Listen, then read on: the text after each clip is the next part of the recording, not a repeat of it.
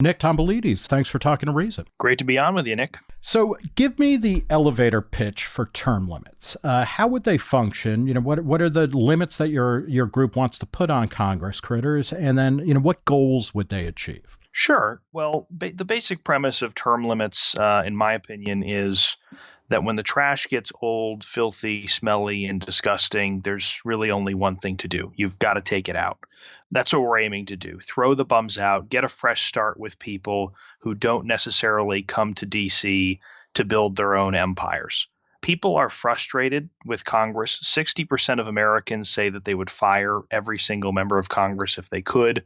Congress has a 14% approval rate and a 98% reelection rate. It's amazing because for all the talk that we have about how, Trump's approval ratings are historically low for a president this far into his presidency, but he's like triple what Congress is at, right? In terms of approval rating. Yeah, and it's been that way for like the last 5 presidents.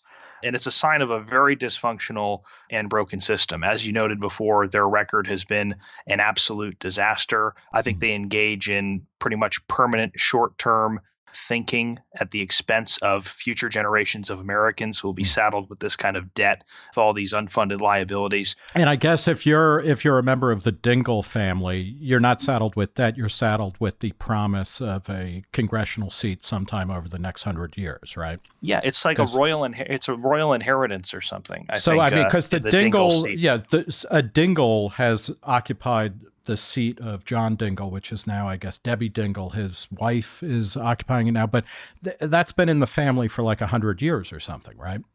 It has been, yeah. I'm worried. I'm worried when this kind of royal attitude merges with modern technology, and in 50, 100 years, we're dealing with like holograms of John Dingell in Congress and Nancy Pelosi and Mitch McConnell. I think that could be the new wave of term limits activism. It's very disappointing. They feel like they have a vice grip on this seat. It's an entitlement mentality without question. And for U.S. term limits, you guys are pushing for what would be the limits? How many times could you serve in Congress and the House of Representatives?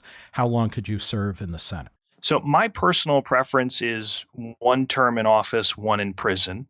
Mm-hmm. But failing that, the actual limits we're calling for in our constitutional amendment are 3 terms in the House, so that would be 6 years, and 2 terms in the Senate. We think that strikes the right balance between getting some degree of experience, giving people time to kind of get their toe in the water without becoming too entrenched, without becoming too complacent, and then turning over so that you get fresh blood throughout the system. You talked in your Senate testimony, which is up on YouTube at U.S. Term Limits, at the website for your group, as well as your YouTube channel.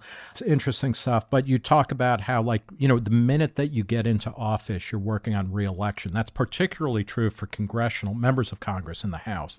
Is it realistic to say, okay, 3 terms and you're done? Because it seems like in a lot of ways, this is one of the basic arguments, right? That, at the end of 2 or 3 terms, you're barely getting to know where the restroom is, much less having command of legislative process and things like that. They made that argument to us when we visited Congress, and what we did was we printed up a map of all the bathrooms on Capitol Hill and distributed that to the congressmen so they would know exactly where it was. That's an interesting argument. It's really the experience argument. It does 6 years give you enough time to understand the system. But as you noted, there's not a lot of experience in Congress right now, and you don't really accrue more experience as a result of being there. When you get sent to Washington, you have the job of overseeing a massive healthcare system, a massive immigration system, the world's most powerful economy. You're regulating taxes and banking and pharmaceuticals. And being a lifetime politician who knows how to smile in a campaign commercial and get reelected doesn't necessarily make you the most qualified person to tackle those problems. And so the people who come into Congress, in the most part, have no experience, no knowledge of the subjects they're being asked to govern. And what exacerbates it is, as a congressman, you have to be raising money all the time for your reelection. On average, we're told that members of Congress spend 5 hours a day raising money for reelection. They actually get out of their offices on Capitol Hill, walk down to a call center a few blocks down where they have to sit on the phone like a telemarketer, dialing for dollars, lest they lose their position on a committee or in leadership.